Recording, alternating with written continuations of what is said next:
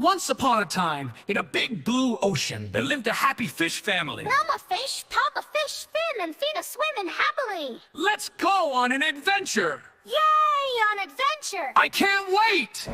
I can't wait! They swam through colorful coral reefs. Look at the bright colors, it's like a rainbow underwater. And look at the tiny fish playing hide and seek. Bathing. As they swam further, they met a sad fish named Bubbles. Bubbles. I lost my way home, I feel so lonely. Don't worry, Bubbles, we will help you find your home. Yes, we can be friends. Let's go together.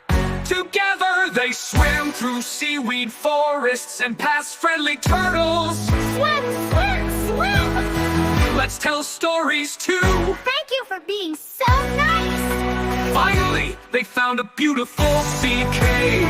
This is my home, I'm so happy. We did it! Hooray! You are my best friend. Visit us anytime. I will. As the sun began to set, the fish family swam home. Helping friends makes us happy. We love our fish family. Yes, we do. And from that day on, they all went on many more adventures together, spreading kindness and joy in the big blue ocean. The end.